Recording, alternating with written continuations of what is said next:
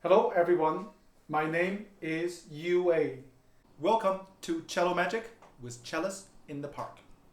In this episode, I will share with you 4 tips to help you get rid of your beginner sound. Stay tuned.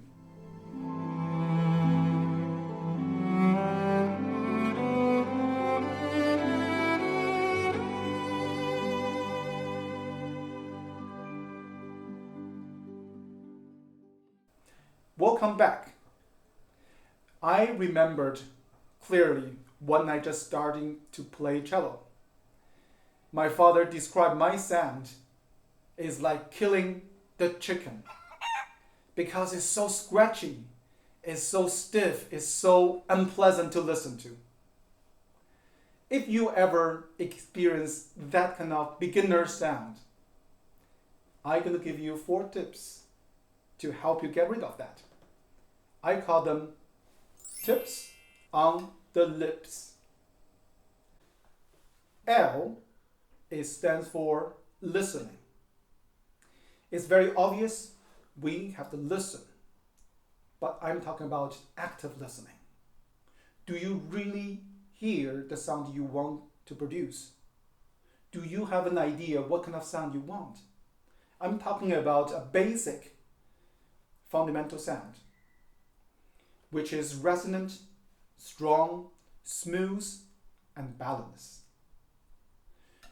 So listen to lots of recordings, find a sound of a professional that you really like, and have that sound in your mind. The second part of listening is try to match what you produce to the sound in your mind, and you constantly adjust to it. The clearer the sound in your mind is, the better chance you will be able to produce it. The second letter, I, stands for incorporating. We have 5 senses, and when you're creating a beautiful sound, we can incorporate all the senses, try to make this sound. Such like the sense of smell. Instead of just thinking about a straight sound, we can think about the smell of a beautiful flower in your garden or a very nice perfume, and thinking about the aroma of the sound can make. And then put that on your cello. So you also can use the sense of touch. When the bow touch the string, instead of thinking just touch the string and scratch, we can thinking about patting our favorite pad, caressing, and not just landing on the string. I also like to have this image. I love this image of the sushi chef. They have this beautiful sushi knife, and it's very, very sharp, very, very expensive. But when you see them cutting the fish using this knife, it's almost like an art. And I imagine my bow is like this sushi knife. It cuts through this string effortlessly, and the beautiful sound just oozing out from the string. Also, another image you can have, maybe it's a sight. Every note, every scale, every chord have different color. If this note is very passionate, you can think about the color of red. Or if this note is very cool, like a flat key, it's more like a green or deep blue color. So this is another hint. If you can incorporate all the senses and not just playing instrument, but you experience life through the music making and make your beautiful sound. Now the third letter P stands for preparing. Like the Scots said, always preparing. When you already making a sound, that's too late. when the bow already start moving. The most important thing is prepare before you start making sound. Two things we can talk about. One is the contact point of your bow. If you bring the bow too close to the fingerboard, you will have a very fluffy, very weak sound.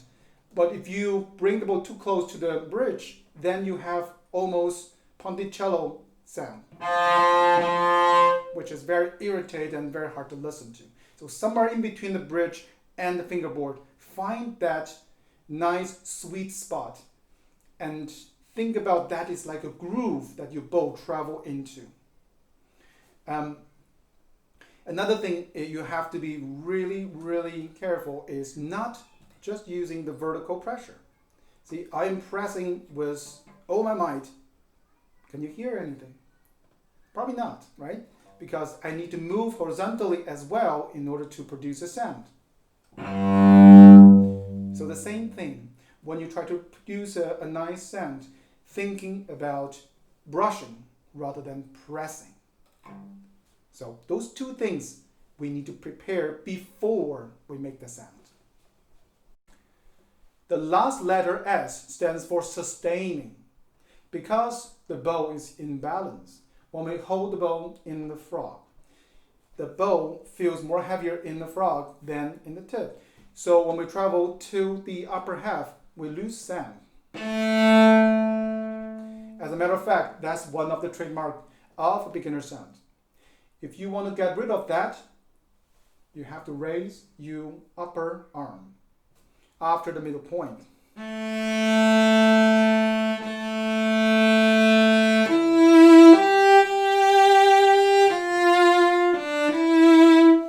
In order to get a balanced and smooth sound. Just be careful when you raise the upper arm, do not raise the shoulder as well. Like this. Because if you do that, you will feel tired right away. Just think about when you hang on to something like the bar in a bus or a monkey bar.